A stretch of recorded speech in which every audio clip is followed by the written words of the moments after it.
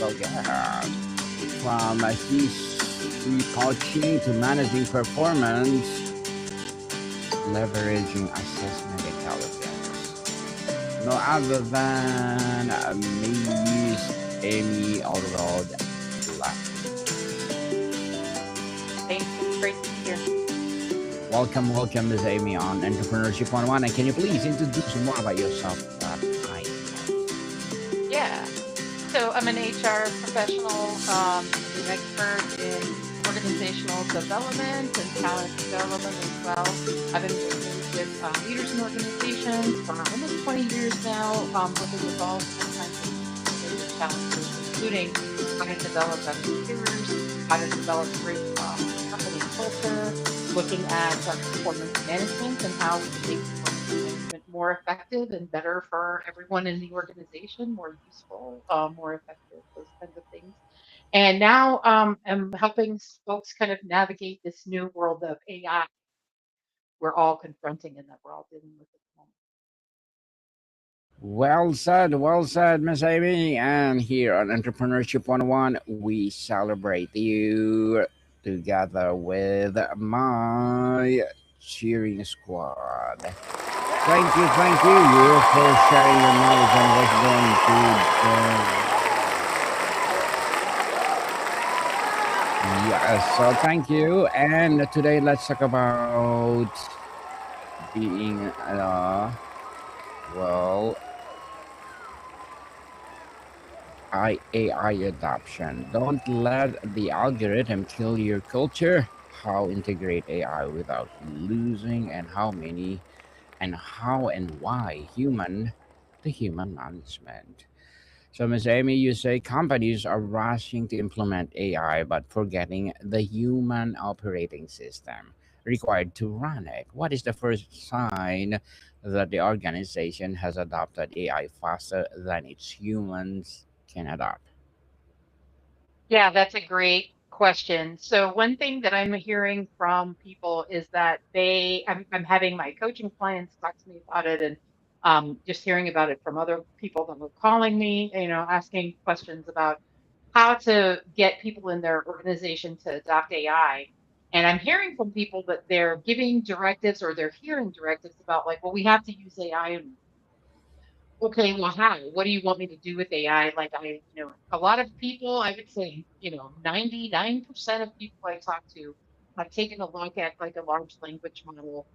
They've used ChatGPT or Google Gemini or something like it. And it's like, great, I'm interested, but what do you specifically want me to do in terms of using AI in my role? Well, I don't know, but we're under this directive from, the top of the corporation to use AI. So you better figure out how to use AI. Well, okay, like, can I use it to write emails? Can I use it to do this? Oh, no, no, no. And by the way, don't use external products. You need to use Microsoft Copilot because we're worried about data security. But as much as we're worried about data security, we still want you to use AI. So there's a directive that's in place that doesn't make a lot of sense to the employees. Employees are struggling with like exactly what they're supposed to do with AI, and how they're supposed to integrate AI into the workflows. We've all heard that it's going to replace humans and that it's going to make everybody like 10 times more efficient and it's going to do this and it's going to do that. But the connection between the hype and the reality is not being made in most organizations. Like, what exactly are we using AI for? How is AI replacing people? Why can I hear this from managers quite a bit. Why can I not hire the people that were in the business plan, like right in our workforce plan for 2026 because AI is going to do that job? Like, how is that actually going to work? There's a lot of kind of statements that are not being framed as questions, and there are a lot of questions from the other side that are not getting.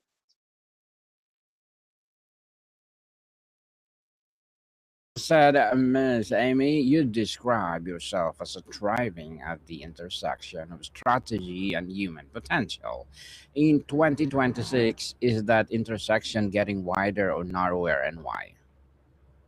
I think for all of the chatter that is happening on social media and in the wider culture about AI replacing people, where I am actually seeing advantage and gains from people in my coaching and consulting practice is the folks that are taking a look at AI and they're figuring out how they can use it to become more efficient and to do some of the routine or repetitive tasks that were taking up a lot of time, but that are low value activities. Like I feel like we're actually maybe in a wider apart moment, but over time and not very much, not very far from now, we're going to end up coming closer together.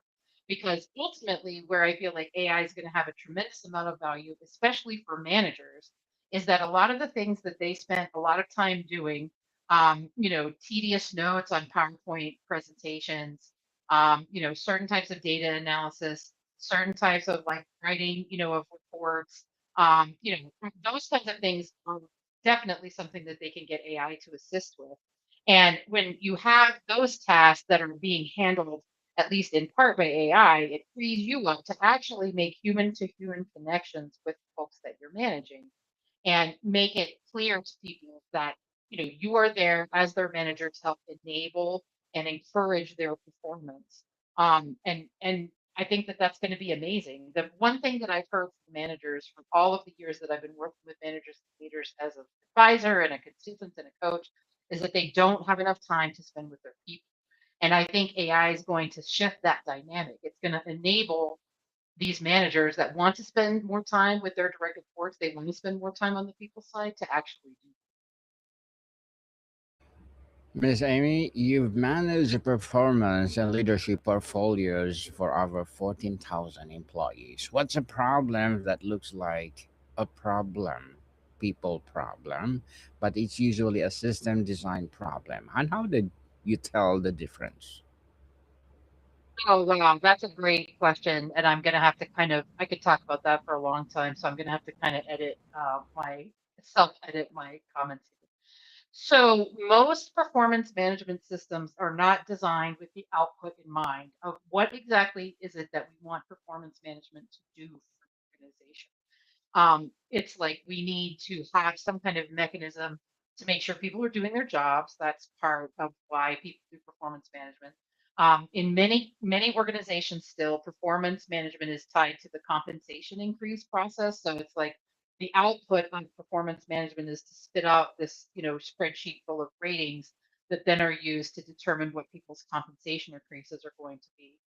Um, but despite the fact that that output is usually pretty limited, like there's not actually all that much information that you need to gather to do those two things, make sure people are doing their job, generate an output for the compensation process. We require people to just put volumes and reams of information into performance management systems. Like I've seen systems as a consultant that it would take people like 2 and 3 hours to complete a review. And I think that like the people that I've worked with that have those systems think that there's like a threshold amount of information that has to go into the system to justify whatever's happening at the output side. And it ends up wasting a lot of people's time, not just the employees that are having to put the information in, but the managers who then now have to read, they could have 25 direct reports and they're having to read 25 3-page long performance evaluations, self evaluations, like to understand what's going on, with people and understand how to rate. So that's an example of a technology solution to a people problem. And I see a lot of that in performance management that it's like, well, our system is not generating the kinds of results we want in terms of performance management. And when I ask questions about what do you mean? Like, why is that? It's like, well, the performance management system isn't making people be better employees. And a performance management tool, like whether it's embedded in an HRIS system or you're doing it in school on paper, whatever, is never going to be the thing that makes an employee do a better job. They're, people hate performance management. They don't see it as a value add. They see it as a waste of time. And one thing that they are never going to do is do a better job just so they can write it down in the performance review. It's people that get results from people, not computer systems. And that's a conversation that I've had with.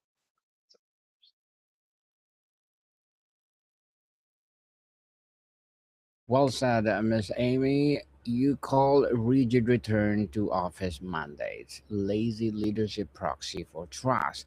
That's a strong language. Walk us through that you mean, and what non-lazy approach would you actually look like? Yeah, I think actually like working in an office can be great and it's very necessary for some organizations and for some employees. Like I'm sure that you probably have heard from people that they love working in the office. Like it's, it provides them with a lot of connection. It provides them with an ability to collaborate in a way that's really hard to do for some people over virtual systems.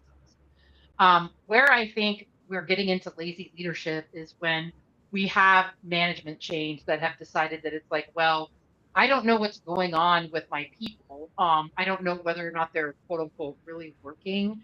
And so, in order to make sure that everybody is really working, we have to have everybody come back on site. And, in some cases, it's not a hybrid situation. It's like a 5-day full RTO. And I am strongly in agreement with the idea that in many of those cases, like the 5-day mandatory RTO is really just a soft layoff. Like they're trying to see who isn't going to accede to it. Like they're not going to, they've already moved away or, they don't want to come in 5 days a week. And so they're going to quit. And so then that, that's kind of like a soft rift, like, right, like reduction in force. Like you don't have to go through the motions of firing people and giving them severance. They leave on their what lazy leadership looks like in a situation where people are like, well, results are not where they need to be, because that's really the first consideration. Whenever I'm talking to a leader that's like considering OTO because results aren't where they need to be, it's like, okay, like if that really is the reason, like you need better quarterly results, like sales are down or the client metrics, satisfaction metrics aren't where they should be, then that's a good reason to at least consider whether or not the folks that are doing working remotely are doing what they need to do. If your results are fine, my whole thing for many years has been like, if it's not broke, don't fix it. Sometimes I feel like I get managers that get bored and they want to kind of tinker around with like, what can I do, like, to boost performance a little bit. And 99% of the time, the things that they try to goose performance end up backfiring. So, in a non lazy leadership context, if you don't know what's going on with your employees, you ask them, like, can you account for your time? Like, let's talk about what you've been doing. We're like down on this metric for this quarter. I'd like to talk about why you think that might be. What do we do about, the fact that customer satisfaction metrics are slipping? There's conversations that can be had about what's going on in the organization and why the results aren't where they need to be that don't involve asking people to completely turn their lives upside down and get rid of, their ability to do at least a hybrid schedule. Miss Amy, you say high performers see RTO mandates as a breach of trust. What specifically are they feeling betrayed about, and what happens to retention when that betrayal is not addressed? That's a great question.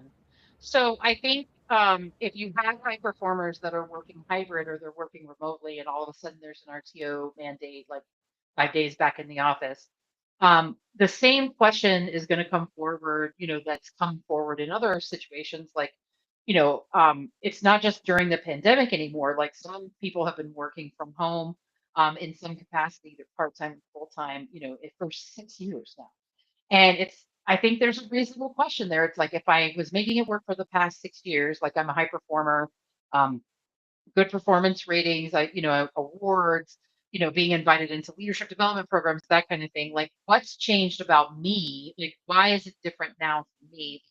Why do you want me to completely, change around my schedule, maybe uproot my family, move back closer to an office, etc.?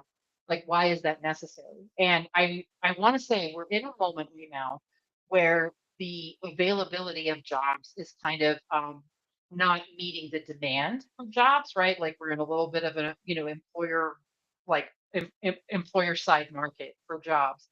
But I have now been through the 2001 recession and then the 2008 recession. So this is not my first rodeo with like, the employer side market being dominant, and it will turn around. And in the meantime, until it turns around, we have, I'm sure you have heard, it's like the great stay, like rather than the great resignation. Like now it's basically like everybody's staying in place.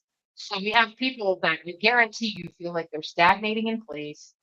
Maybe they've been forced back into the office. They don't like it. They're not happy, when the situation turns around, and it will turn around sooner rather than later, they're going to be out of it. And whatever has been done to develop them or not develop them, whatever's been done to try to, enable them to be successful, like, they feel stagnant, they feel stuck, and they're going to leave. And I think we're going to see an exodus in a couple of years out of companies that's going to make the great resignation look pretty tame by person. Because top talent always has options, and top talent in this case is going to have an option to go to some place that's going to respect their ability to get results. They're going to trust them to do their job, and they're going to let them, work at least a hybrid schedule so that they can have some.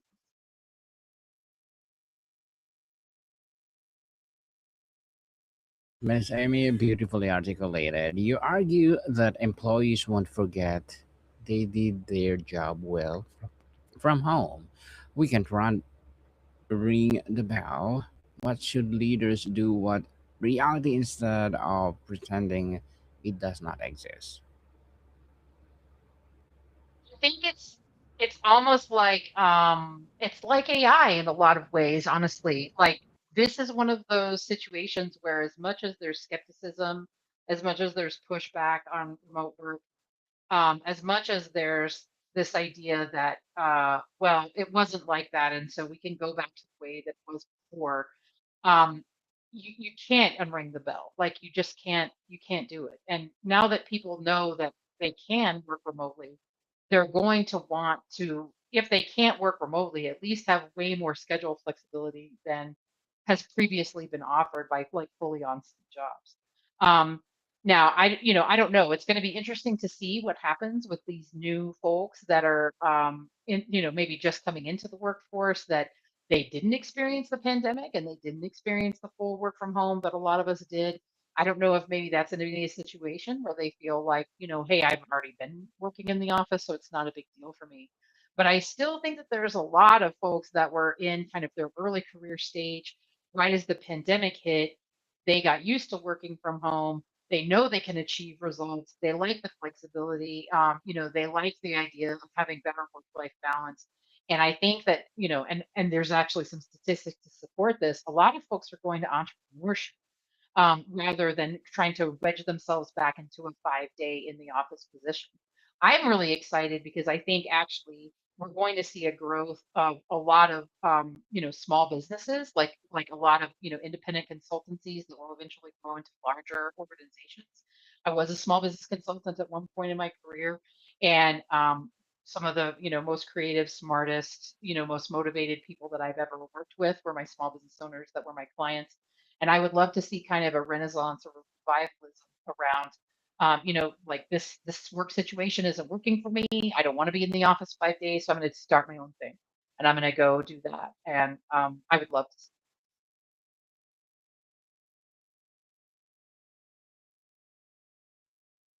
Well, Miss Amy, you warn against automating your culture away. What is an example of us or task that looks like a perfect for AI automation, but when automated, quietly erodes something essential between humans? So the example that I have for that is folks that are using AI to write performance review responses. And I've dealt with this now in a couple of organizations. And it's all born out of what I talked about before, where, there's this incredible amount of information that's being demanded by the performance management widget in the HRAS system, to the point that the volume of it just becomes really, really difficult for people, to read and respond to in the limited period of time that they usually have, managers usually have, to read and respond to performance reviews. So I've had managers that, either they ask me if I think they should do it, and then they kind of do it anyway, or they come to me and say they've already done it. They use AI to generate like their performance review responses. And I feel like there is, a larger problem that I talked about before in terms of, let's figure out what we're solving for when we do performance management. Like, why are we doing performance management, like, in the first place? And focusing on that can maybe help us streamline the process. The second thing is, I have yet to see a performance management system where it's like there's the self review, then the manager responds in writing, and then there's usually a performance conversation that goes along with it. How are you as a manager going to be effective in a performance review conversation if you let AI read the review and then spit back out some comments that then you just pasted in the box and sent back to the employee? I hope people are doing the preparation and the homework that they need to do before performance review conversations with their employees, because that is an incredibly important touch point. And that's one of those things that you need to put as a manager more time into that, prepping for that, structuring the conversation, setting up the conversation, and helping it go well. Then you definitely do, like approving time cards or approving expense reports, or booking travel or whatever else that you're doing as a manager that's taking up your time, that's tedious. So I really caution people, if that are tempted to do that or they're already doing it, really think about how you're going to be effective as a manager if you're using AI generated comments to reflect back to people about their performance. And think about, like, if you were in the other seat, like, and, like the employee generated their review, they didn't have 25 reviews to read. This is a really important conversation for them. Like, how can you make that connection? How can you make it clear that you care about that person? If you've let a machine kind of do all of the review and all of the. Miss Amy, you mentioned AI fatigue and AI resistance as a real phenomenon. What does AI resistance look like in a otherwise high performing employee, and how should manager respond? Think what it looks like is just not using it and not saying anything. Like, I think the outward resistance that anybody is seeing in their organization is a small, like, bit of the iceberg of the real resistance that I am getting a sense of, like, when I read comments on social media, or I'm, talking with friends, or I'm, talking with clients, that kind of thing. Like, a lot of people are just not even exploring the tools. They are not installing, Microsoft Copilot when they're asked to install it. They may be saying that they're using it, but they're not using it. Like, it's just a no. Like, it's not even, they're not even really pushing back. It's just like they're waiting for this, like, what they consider to be a fad to go by the wayside. And I can just say that, having been in the workforce a little while now, there was a time that people thought the internet was a fad. There were times that people thought social media was a fad. Like, there were times that people thought YouTube, shows were a fad, right? And they've all, both remarkably persistent and also have reshaped the world around us. And I think AI will do that same thing. So how managers can deal with it is, like, again, you have to be really clear about your directive. You want people to use AI. What do you want them to use AI to do? How do you want them to use AI? Because just getting up at a town hall and telling everybody we're an AI forward company, we need to have everybody using AI, thank you very much, is not going to do anything. It's not going to move any needle for anybody anyway. Be specific, give examples, do demos, like, have people that are enthusiastic adopters of AI. And just like anything else in every organization, I think I'm seeing resistors. I'm seeing people that are kind of in the middle, and then I'm seeing early adopter, enthusiasts that are really pushing it.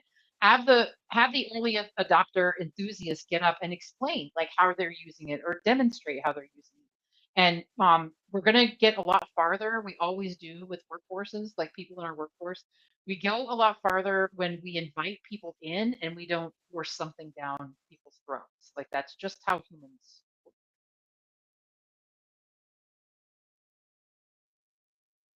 Well said, Miss Amy. And to wrap up our discussion for today, a listener is a manager who knows their team is suffering from AI fatigue, RTO resentment, or just plain burnout. They cannot just change organizational policy. What is one thing they can do this week in their span of control that would materially improve their people feel about coming to work?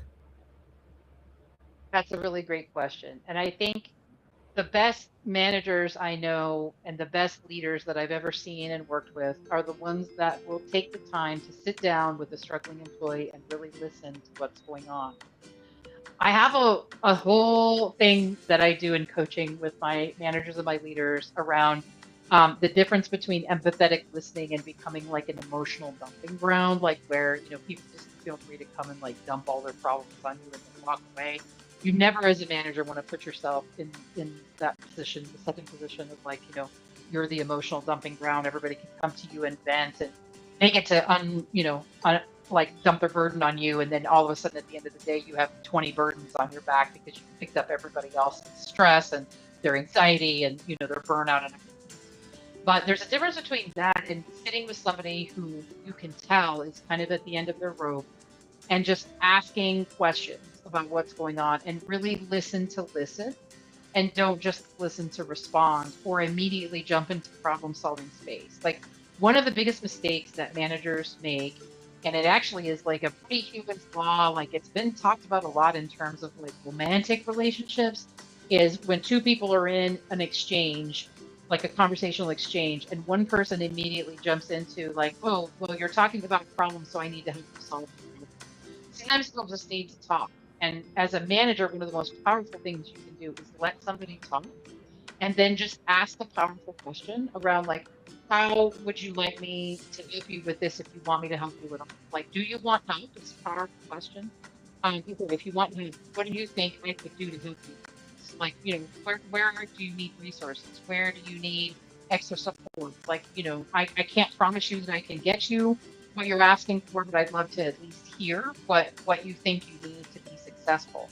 And I've seen it so many times. Just feeling heard can help someone pull themselves up above, like, like they're drowning, right? Like it'll help them pull their head up above the waterline for, one more day. And then being legitimately interested in people is a great way to connect. And when people feel connected at work, they feel connected to you as a manager. They will have a sense of loyalty, and they will have a sense of like, okay, at least maybe I'm not alone in doing this. It has to be genuine. Like, don't fake it. Like, if you have to fake it, like, it's probably not a good idea. But just listen. Sit down with somebody. What's going on? Like, tell me what's happening with XYZ project. Listen, listen, listen, and then, okay, do you need some help from me? Or, like, okay, like if you need some help from me, what do you feel like I could do for you? How can I assist you? And that's enough. Beautifully articulated, Miss Amy. So, can you please invite our listeners to support your projects or anything you want to promote on Entrepreneurship 101? Yeah. So as I said, I've worked with a lot of small business owners, entrepreneurs, like solopreneurs that were getting their businesses started. Like I do a lot of leadership and executive coaching, including with folks that are, kind of branching out on their own and trying to figure out like what's the right move for my business. So if you're interested in coaching or consultation with me, my LinkedIn's up on the screen, I believe, and then you can also visit the website at Amy. Yes, people, let's connect with Miss Amy because if you connected with her, something AI will develop. So, Miss Amy, thank you so much for your time. All right. Thank you very much. I appreciate you giving me the opportunity to be here. Likewise, Moticon people, see you soon.